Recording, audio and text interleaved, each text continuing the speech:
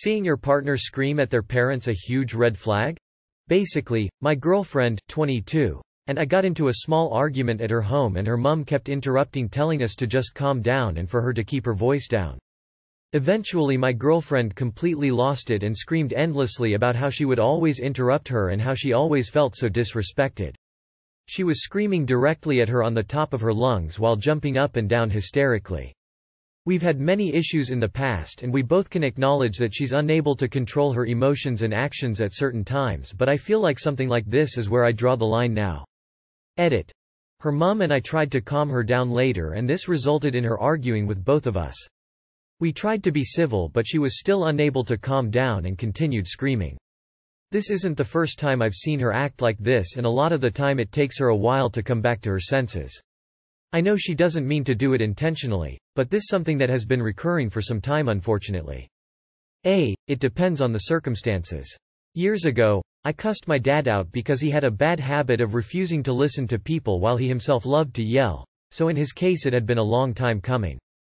PFFF spend a day with my parents and you'll scream too. Maybe she had to put up with their shit for years and now she couldn't do it anymore. Talk to her. If she had abusive, like emotionally abusive, parents, you might see things in a different light. My girlfriend completely lost it and screamed endlessly about how she would always interrupt her and how she always felt so disrespected. If that's true, then her mom got it coming. So many bullshit comments about not loving your parents as a red flag, not even taking part that parents can be abusive. So basically her mum kept interrupting you and then kept telling her to calm down, which you should never do to an angry person, and kept trying to make her pissed and your partner didn't just hug her and tell her she loves her. That abusive fuck, the lack of respect, she will definitely murder you in your sleep lol. Yes. What got me was the jumping up and down hysterically part. Like, this isn't someone who can control their emotions. Meh. Telling someone to calm down when they are mad is never a good idea. Most people blow up in those situations. Being interrupted is also even more frustrating for someone in the emotional state. From what you described, it's not a red flag, it's someone that was already close to blowing up. Sounds like they have a history of gaslighting her and she snapped. I think it's a red flag that you immediately decided to take their side for no reason. If you draw the line, break up. You just want to feel self-righteous over an issue that has nothing to do with you. Should I, 21M, tell my girlfriend, 20F, that I have a thing for short hair? Been with my girlfriend for about 7 months now. Today she had a pretty big change. She cut her long hair, which was pretty long, went almost halfway down her back, to pretty short, a little below her chin. I have always thought she was incredibly beautiful and sexy, but, seeing her with her short hair now, I somehow find her even more attractive. I was wondering if it would be weird to tell her I kinda have a thing for short hair and that I think she looks even more beautiful with her new haircut. I wouldn't say it that way, just compliment her about her hair and she will realize you like short hair. You could say, the cut really brings out your smile, makes your eyes pop, etc. Don't phrase it like that. Just tell her you like her haircut and it looks good on her. Otherwise it seems like you're fetishizing it. I would phrase it as, I love this short hair on you. Saying, I have a thing for short hair, might make her think you're into any girl with short hair, if that makes sense. ETA. Wanna add, I'm a lady with short hair and my husband also prefers my short hair. I grew it out longer for a little while but it's so annoying to maintain. Babe, I genuinely didn't think you could get any hotter than you already were. But the new haircut, eyes. For future reference, when thinking of how to phrase things, if you say you have a thing for short hair, green eyes, big butts, you reduce someone to just that physical attribute, it's not personal. Saying you love their short hair, green eyes, big butt makes it about them and a lot more personal. Agree with other commenters. Don't say that you prefer the short hair or anything like that, just say that you like it on her. Maybe say it looks good on her face shape, brings out her eyes, gives off good vibes, etc. Compliments are always nice. I think it's so cute that when she did this drastic change you just liked her even more. Keep up with the good love. How long until it doesn't feel like you're cheating on a dead person? Grim question, but in the title. It's been 4 months since I, 20F, lost her, 23F. And almost every night is tear-filled. We were a semester out from graduating together. Me from an economics, policy, political science grad program. Her from business management undergrad. And I'm not even excited about it anymore. I met her family at her funeral. I'm so tired of well-meaning people saying that you have to move on, you can't avoid relationships forever, and especially, she'd want you to be happy, because she unequivocally did not say that to anyone parroting it. She's dead. How about we don't speak for dead people? I want partnership but only hers. I'm fine with no one else ever liking me. I have an insurmountable amount of guilt at even entertaining Tinder or whatever else as it is.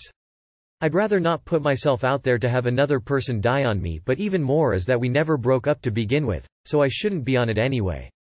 Edit. Thank you all for responding. My shifts are at night and I struggle greatly with the downtime, crying, thoughts of grief on a nightly basis, as she passed while I was actually on shift. It's getting hard to answer everyone individually to thank them as I get more tired and closer to getting off work, but I appreciate the helpfulness of all in the comments. 4 months is not very long. People can take longer getting over a normal breakup, let alone the death of a so. Take all the time you need. Don't listen to anyone saying different. They probably mean well, but it's too soon to be telling you to move on. The right time to move on will present itself to you. Sounds like you don't want to move on though. And you have full right not to. Just do what feels right to you. My sister lost a guy to suicide. She claimed he was her soulmate. She still hasn't moved on. And none of us would ever push her to move on. Stay strong, and do what makes you happy. I am very sorry for your loss. Death is not supposed to be easy. It's not just a pain that goes away. You loved this person. You cherished her, and you linked your souls together. There is nothing wrong with mourning her memory or missing her, no matter how long it takes. Unfortunately, there is no set time for one to move on from something like this. It doesn't feel like it, but it is okay to mourn her still. The people we cared about most deserve that place in our hearts. I'm sorry I can't give you the answer you're looking for. I wish you the best in this regard. The answer to your question is, you'll know when. The people saying the things are saying them to make themselves feel better. Just agree and shrug it off. Oh, and just because you find another partner doesn't mean you aren't allowed to still think and be emotional about your girl that's passed away. You talk about her, maybe start writing to her. Most of all, take your time, whether that's days, months, years. There's apparently 7 stages of grief. I'm in Australia. I am a 51-yo mum, and as I type one want reach through the tablet and get you. Wrap you in a tight hug and let cry your heart out. So sorry to hear about your loss. 4 months is no time at all. There is no timetable for grief. Everyone is different and every relationship is different. You take all the time you need. I wish you well, Op. I'm so sorry for your loss. I wish I could give you an answer, but unfortunately there is no time limit on long you'll endure the pain of a lost love. My mom passed away from cancer over 13 years ago and my dad hasn't even considered moving on. I don't know how much of a monk he is, but that hasn't changed his faithfulness to the woman he spent 36 years loving. If your heart isn't ready, it isn't ready. It might never be ready, and that's okay too. Until that time comes or not. Here's a hug from an internet stranger, because one should, even when surrounded by the ones you love, feel alone in a time of unfathomable grief. It's gotten to the point where I feel like I'm cheating on my partner of 3.5 years with a man who has been dead for 5. I'm so sorry. This sounds awful. You deserve to be happy in whatever form that takes. Masturbating while girlfriend is asleep. So this is a throwaway and being posted from mobile. Essentially, one night I was sleeping at my GF's and I could not sleep due to stress and anxiety. I had been up basically all night and decided that maybe if I masturbate it would help me sleep. Now I initially woke my girlfriend to see if she was interested in sex, but she was too tired, which was fine. She went back to sleep and I thought I'll just have a quick wank then. I tried in the bathroom at first, but it was freezing due to my girlfriend leaving the window open all night.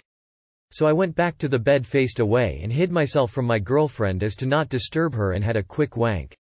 I cleaned up and went to sleep right there then basically. Fast forward a few days and my girlfriend messages a big paragraph about how she knew I had wanked and that it made her feel really uncomfortable. Saying that she had said no and I should have respected that, and that it was weird me trying to hide it. I honestly, at the time, in my sleep-deprived mind, thought she would not be too bothered if she did catch me, or she'd just tell me to stop, etc. I now feel awful and don't know what to do to help remedy this, because I feel I've broken her trust with me a bit over a stupid wank to help sleep. I've been having a complete anxiety attack over her leaving or not feeling comfortable around me anymore. The last girl I was with was comfortable with me doing that sort of thing, so I guess it kind of skewed my perspective. And I know I should have made sure it was okay first, I just wasn't thinking straight. I think the two of you can sit down and talk about boundaries. There are people who genuinely don't care, even like it, and others are embarrassed. It's personal preference. Don't feel embarrassed, just have an honest conversation.